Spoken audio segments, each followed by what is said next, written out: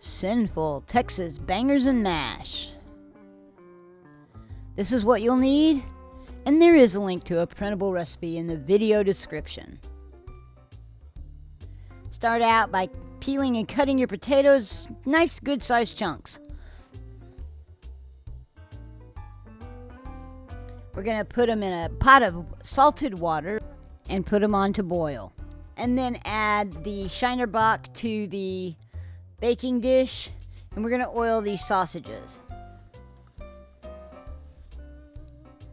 I put it in my hand, rub my hands together, and then just oil the sausages. Set them in that baking dish,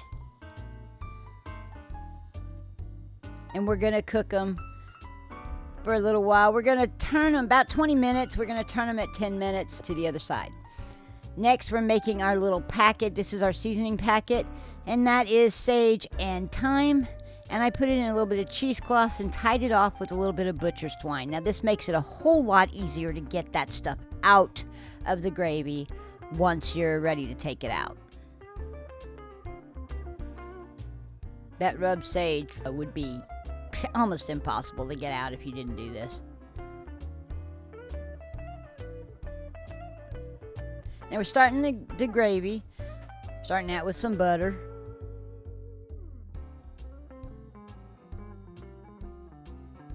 Add the onions.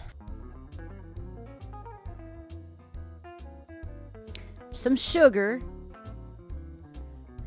We're going to use that sugar to kind of help caramelize those onions and pull out the sugars in the onions. We're going to cook those for a little bit till they look like this. That's beautifully caramelized. Just gorgeous and super nice. Now, this is the beer from the baking dish that had the sausages in it, and I added a little bit more to make a quarter of a cup. And then I dropped that packet in there. Now, we used Better Than Bouillon with the beef stock. I mixed a tablespoon of Better Than Bouillon in with that beef stock. We're doubling down on that beefy flavor. This is Worcestershire sauce and mustard. I add that and stir that in. Gonna add some salt and pepper.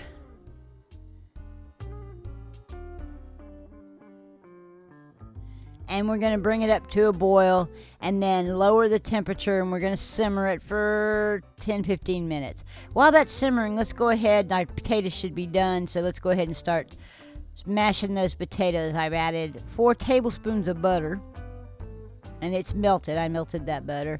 Stir that around. And then I went to sort of a little hand mixer, and I'm slowly adding the milk. We're going to add it bit by bit until we get it to our desired consistency. We want it nice and smooth. I ended up adding all of that warm milk in there. It was absolutely perfect. It was really, really nice. And see how nice and smooth that is. Now back to the gravy. We're going to pull that herb packet out. Like I said, that's why we wrapped it up in the cheesecloth. Add some balsamic vinegar. I use the 4-leaf. You can use any one, but I really like that 4-leaf. But it's really thick. Stir that in, and then I'm adding a cornstarch slurry, and this is what we're going to use to thicken. So you want to whisk that the entire time that you're putting it in there, and as it thickens, and it'll thicken as it cooks a little bit. See how nice and thick that is?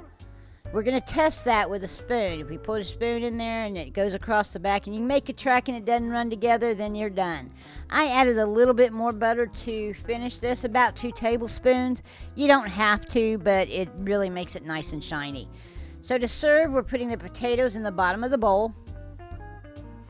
Putting the sausage on top. Now, I used a beef brisket sausage. Kind of looks like a little bit of a kielbasa. And then top it with the gravy. Put plenty of it, and then finish it off with a beautiful chopped parsley garnish. And that's all there is to it, folks. Really yummy. Just absolutely super. I'd like to thank you for joining me today for this Texas Bangers and Mash. Please like, comment, and subscribe. It'll really help me out in the algorithms. And as always, have a blessed day.